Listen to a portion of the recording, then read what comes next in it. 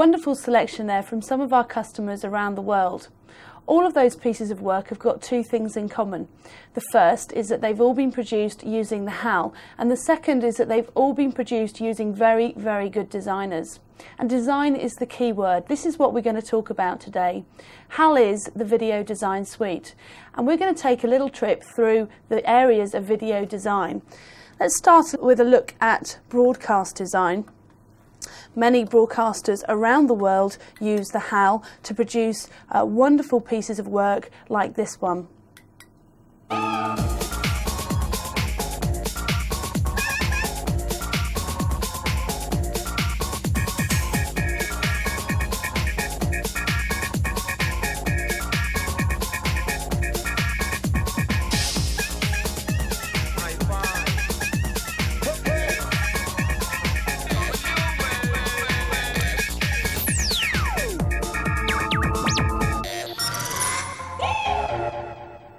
An excellent piece of work there produced by B-Sky-B in London.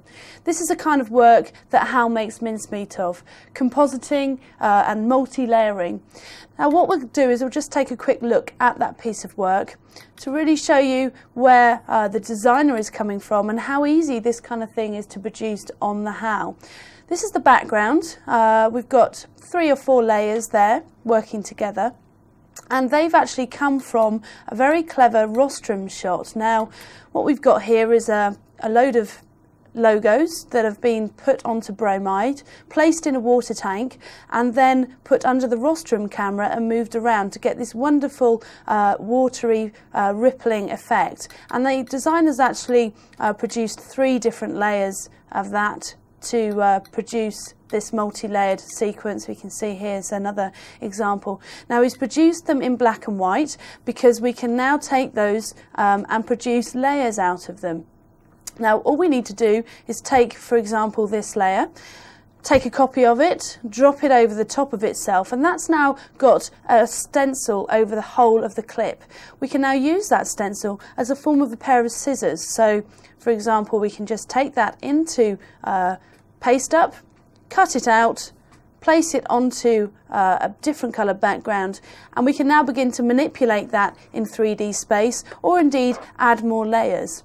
Now before I do that, I just want to show you the background. This is the original background, just a nice soft piece of silk maybe.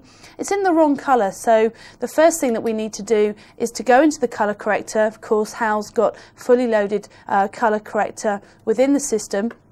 And the first thing that we'll do is just take all of the colour information out. So we can see there throughout that whole clip, none of the colour is in there. Now what I'm going to do is mix up my own colour to add to that background. So I'm just going to mix up a sepia tone using the RGB channels to mix up, almost like I was mixing up paint in my palette. And again, we can preview that, and when we're happy with that, process it through. And that would take a couple of seconds to process this result. So we can see there, keeping all of the luminance and chrominance values, but just putting that colour correction over the whole of that background.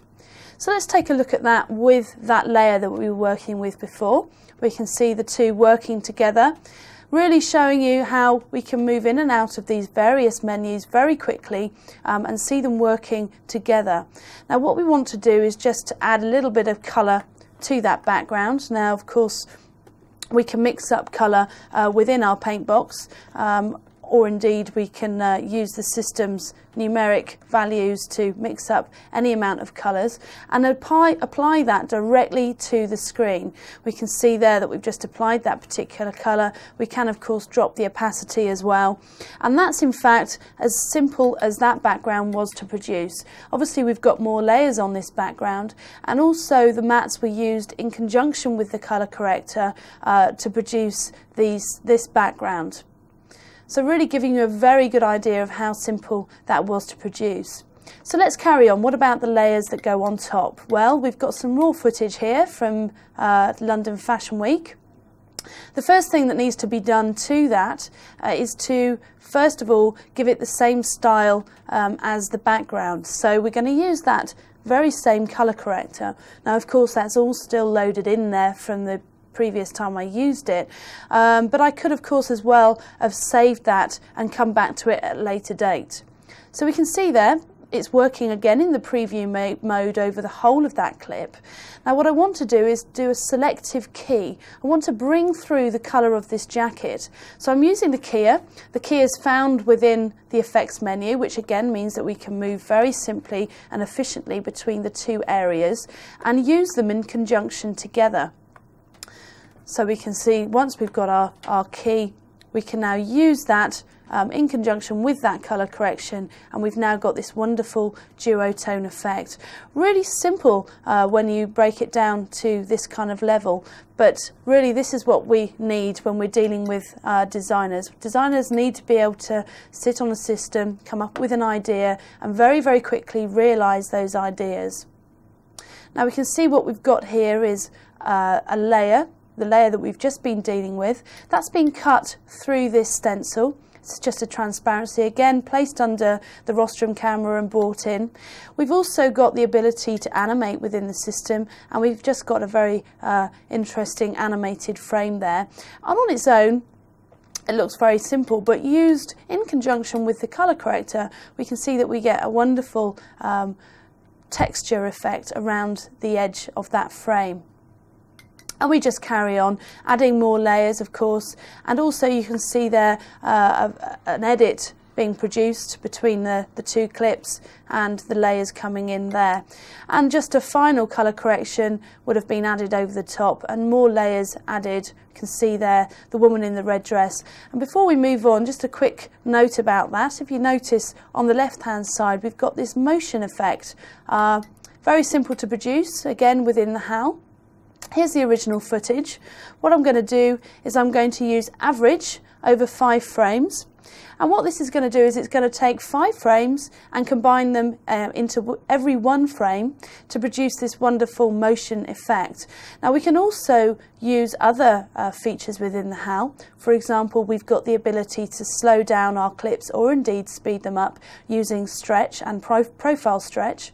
And of course we've got blur, motion blur and things like that within the system. So lots and lots of different features that can be used. Now if we just look at the result there, what we've got here is it's just been edited in with the raw clip to produce this wonderful stop-start effect. So there, very quickly, just giving you an idea of how that job was produced. We just take a look through that again. You can see really that that's all it was. Each clip has been treated using the colour corrector, then layered up to produce this wonderful multi-layered piece of work. Now, not only is HAL found within broadcast, but also more increasingly today within post. HAL used to be known as a best-kept secret in post-production. However, more and more people are discovering the secret behind the HAL, producing wonderful work like this.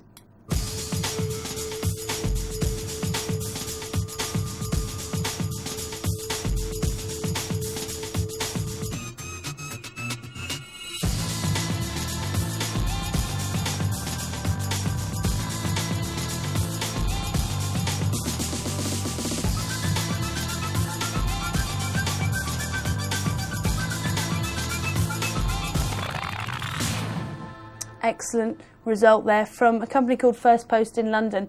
They deal with secondary post, they deal with corporate work, broadcast work like this, and also some commercial work as well. But probably most importantly about this whole job is the fact that first of all it was produced in under a day, and secondly a very, very talented designer was used to produce this wonderful piece of work, and everything that you're seeing here was produced within the HAL. No other system was used, no 3D systems, everything produced within the HAL. So let's take a look and break that down. Now once again, as with the broadcast example, a very clever designer was at the helm.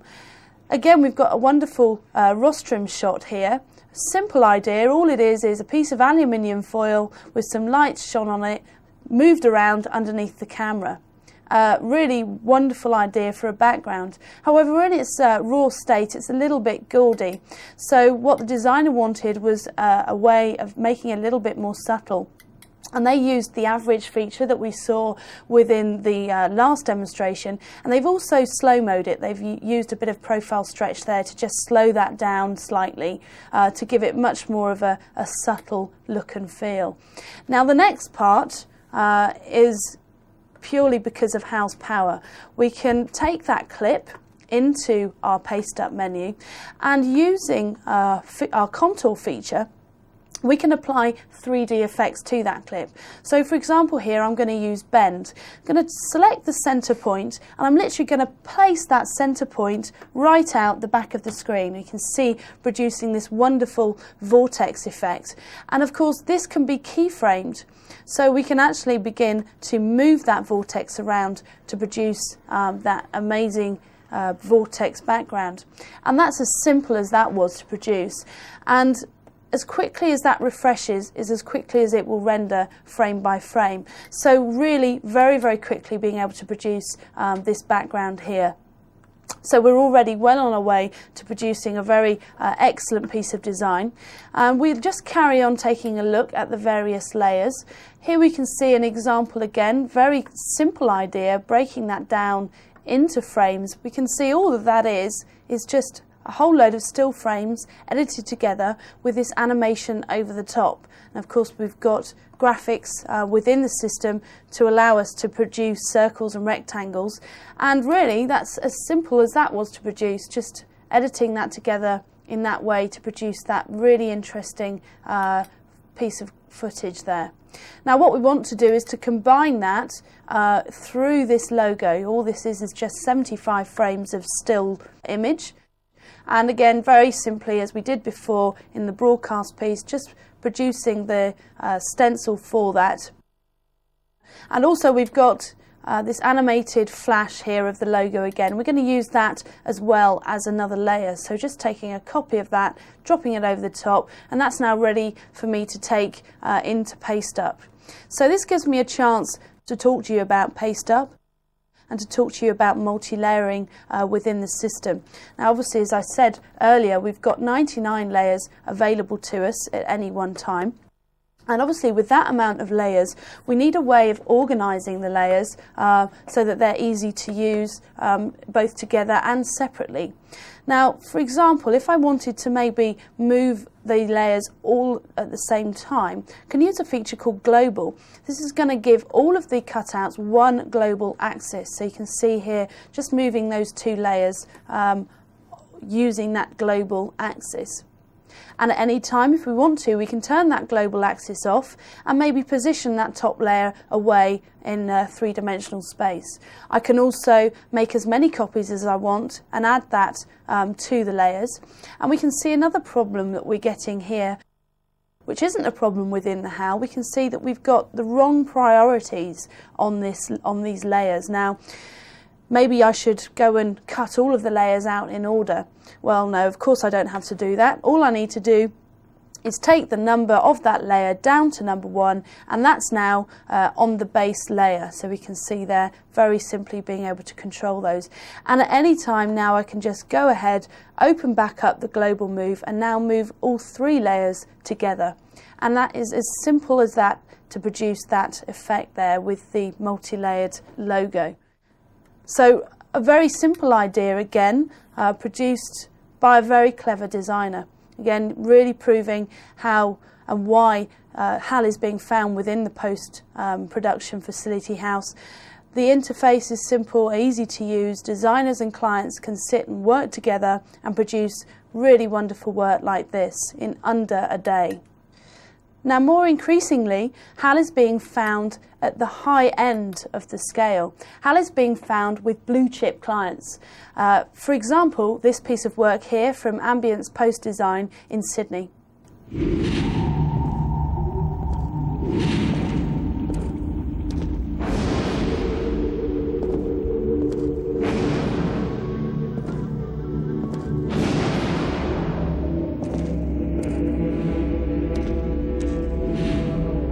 Imagine if you brought together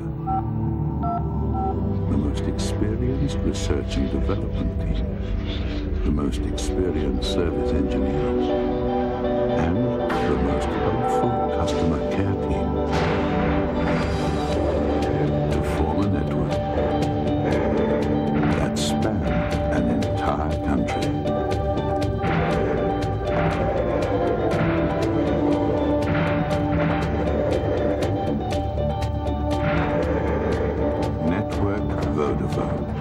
Patrick, hi. The world's most experienced mobile digital network. Excellent to see HAL earning the money for our high-end customers.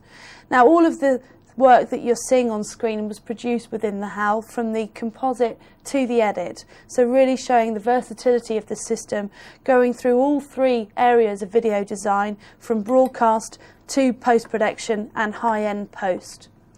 So where else can HAL be placed? Where else can HAL go? Well, what about special effects? Introducing HAL with TransformFX, taking HAL into a completely new area. Everything that you're seeing on screen has been produced within the HAL. What I'll do is just break it up into smaller sections to give you an idea of how we produced this piece of work. So we'll start off with this sparkle effects at the beginning. Now, HAL has had a facelift, and also so has Paintbox in the form of Paintbox Bravo. And of course, we've got a fully integrated Paintbox Bravo within the system. What is Paintbox Bravo? Simply, Paintbox Bravo allows us to create infinite brushes. We've got our familiar brushes that we're all used to, and we've also now got an ability to create our own brushes. You can see I've got a selection of brushes within the system that I've created either by drawing them or by importing them in myself. Now, what I'm going to do on this piece is to just rotoscope a little bit of sparkle back into the rabbit. So I'm going to use an airbrush, and I'm going to use my size variable. This is basically going to allow me to vary the size of the brush depending on pressure. I'm also going to use spray, and now I'm just going to spray on to that frame by frame. Now, everything within all of our systems within Quantel is controlled by our pressure sensitive pen, which means that we've got all of the control over these brushes to make them as delicate or as heavy as we like. So for example here, if I press down heavily, we get more spray and bigger brushes, but still I've got the control to get a really delicate result after it as well. So really making it ideal for animations. All of the control that we love within these systems is still available to us with all of these new brushes. So they're very quickly just producing that little bit of sparkle there onto that rabbit. All of the effects within the system are personal to you. You create them.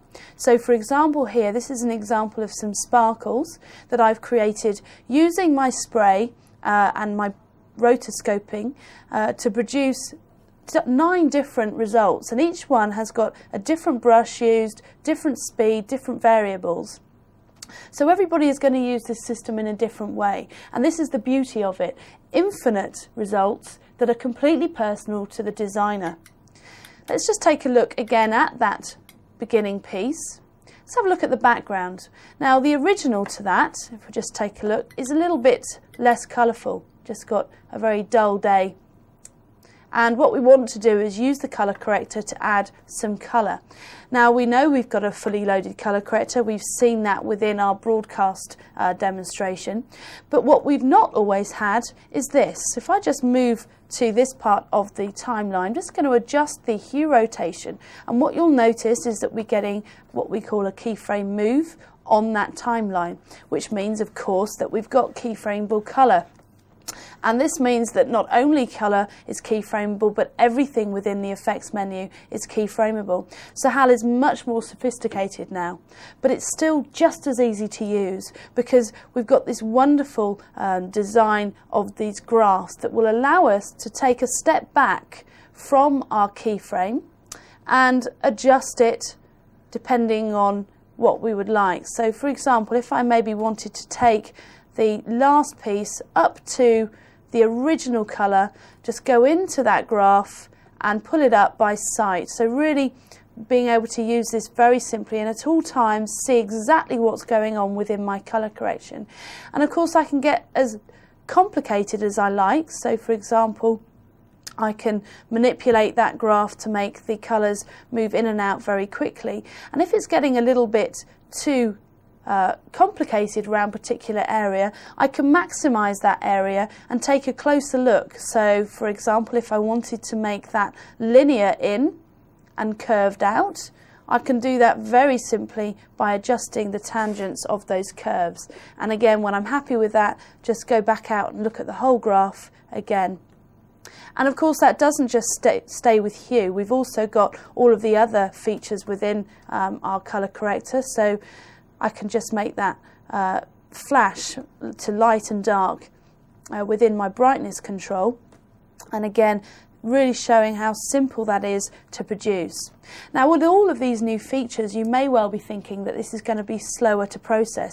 Well, you'd be completely wrong. Although I've added all of these keyframes in, the system is still going to work blisteringly quickly. You can see there the yellow line rushing along the bottom there, and remember that we're dealing with full 601 digital quality video here, and all of those values that I entered in really giving the HAL no problem at all within its processing power. Just look at that wonderful result there, very quickly produced. Now also within the effects menu we've got keyframeable keyer, and this is in fact how we produced that bike effect. We can see here the bike appearing from nowhere.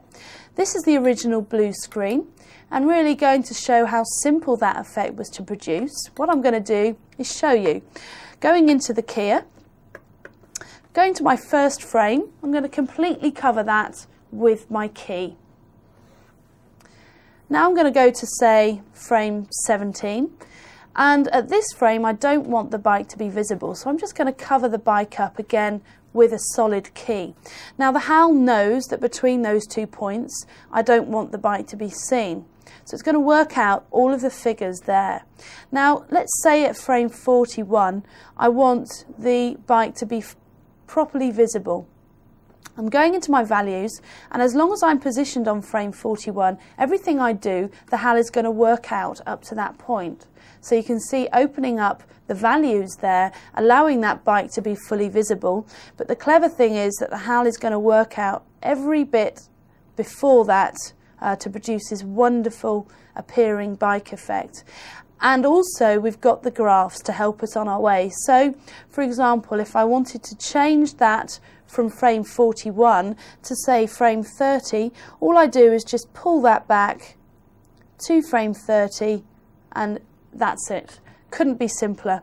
So really all of these wonderful new effects within the effects menu, beautifully controlled by this wonderful graph system. And you don't have to use the graphs if you don't want to. You can just use the timeline as well. Now while we're on the subject of blue screens, we'll also take a look at this. We've now got the ability to produce garbage mats, and we can do that by using our keyframeable curves. So what we'll do is we'll take that clip into curves and just mask out the area of that ribbon which I don't want anymore. So starting at frame 1, just move on, and we can see now very cleverly, in the same way that it works within the effects menu, the HAL is going to work out all of the relevant moves between the points that I'm working on. So we can see moving through there, covering up that ribbon. And of course I can process that directly over, or indeed I can produce a mat, and we can see there that mat of that, and also masked out completely with the blue screen. So wonderful garbage matting capabilities within the HAL now. And of course as well, all of these facilities can be used creatively. We're talking about design after all. So let's have a look at what we can do with keyframeable curves. You can see here just a curve moving there. What about if we blur that and double it up? We get this wonderful globular effect, and we can of course colour that up, and look, we've got ourselves a very interesting background. So keyframeable curves, useful for garbage matting, but of course useful for creating wonderful backgrounds like this one. And it doesn't stop there. What you're all probably wanting to know is how we produced this wonderful effect here, this particle explosion at the end where the bike disperses into millions of pieces. Have we used a 3D system? Of course we haven't. We've used the HAL, and we've used the HAL using the new TransformFX package. This is found within the effects, and this is literally going to transform your video. Let's take this piece of footage here. What we're going to do is we're going to apply transform to this. Now we can see here's the transform menu. Going into that menu, what we're going to do is we're going to apply the airbrush to the whole clip as a form of matrix pattern.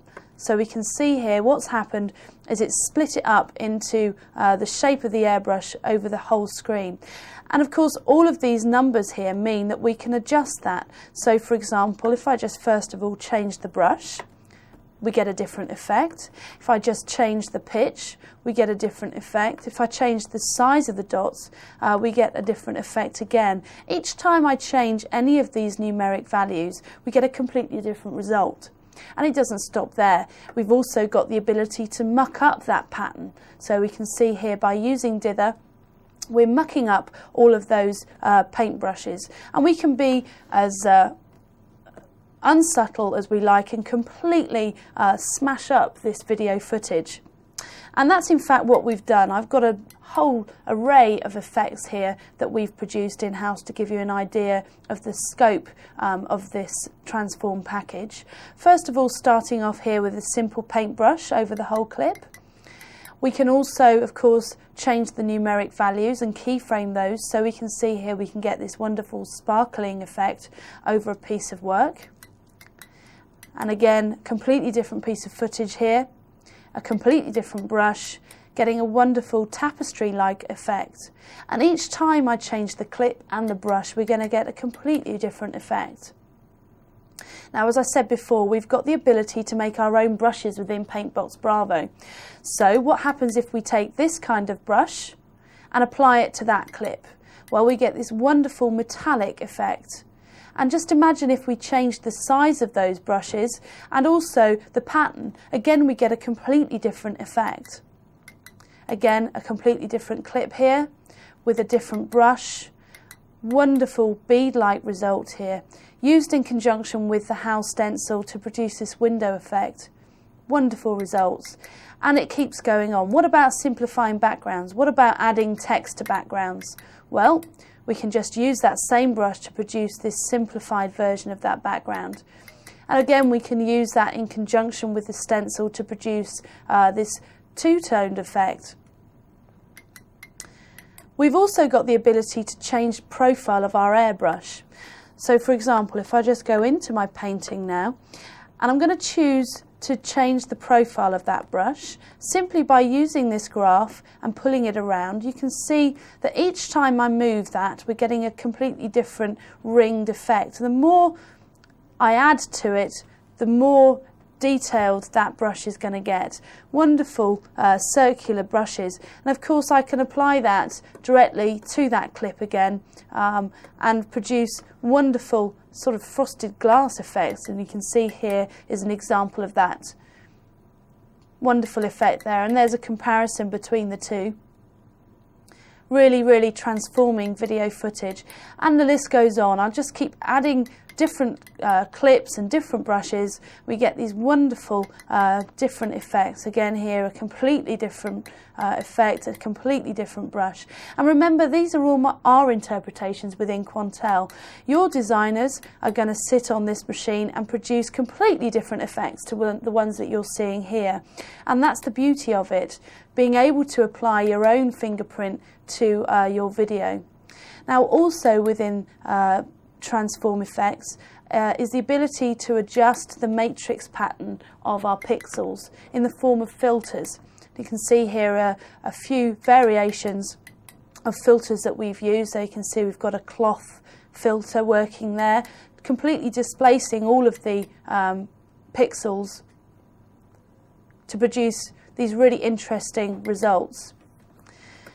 And the list goes on. What else have we got? Well, of course, all of these results are keyframeable, which means that we can produce wipes and transitions within the system. So let's take this clip as an example. A very nice clip on its own.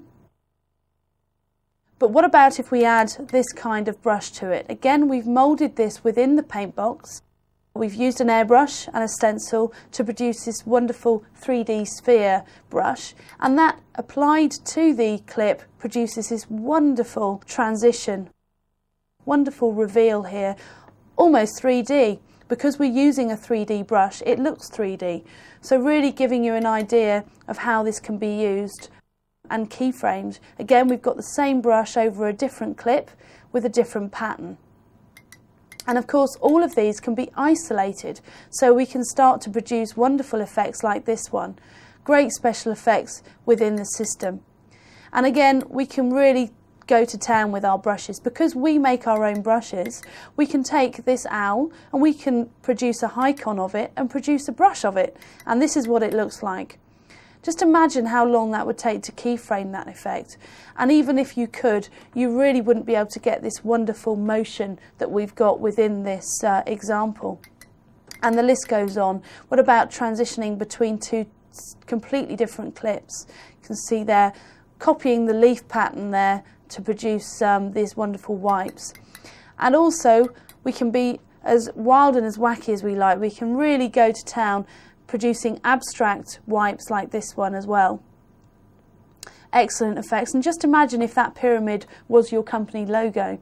Really, the effects are numerous, and really it's down to the designer and his or her imagination to really make this new TransformFX package come alive. Another area where designers and producers spend a lot of time and money within the broadcast and the post environment is producing effects like this. 3D displacement mapping, and now we can produce this quickly on the HAL, and it couldn't be simpler to produce wonderful effects like this. What I'm going to do is I'm going to create a water droplet on this clip. Now obviously I have to create the water droplet. Or do I? Do I have to go and create a wireframe droplet, go through lots of menus, lots of mathematical matrices? Of course I don't. This is the HAL. All I need to do is find the clip that I want to use. In this case here, we've just got the water ripple, and apply that as a stencil to the clip that I want to apply the displacement to. Now, all I need to do is take it into Transform and let HAL do the hard work. What the HAL will do is offset depending on the luminance and chrominance values of that clip to produce this wonderful 3D displacement, and that was produced in under 5 minutes. So not only is it very effective, but it's also very, very quick to produce as well. And we can use that in conjunction with, say for example, our color corrector to give it even more depth, like this example here. And of course, within the HAL, we've got 1085 fonts. So what happens when we apply this kind of displacement via Transform onto text? Well, quite literally, we can set it on fire and we can blow it away. Wonderful effects there produced within the system. Everything that you're seeing here today has been produced on the HAL using the new TransformFX package. So within the last 30 or so minutes, I've shown you a handful of examples produced on the HAL with TransformFX, really showing you how HAL can now be taken into many areas of video design, from broadcast to post and even now to special effects. Put your HAL next to your Henry or your Edit box and you'll have a really powerful special effects package.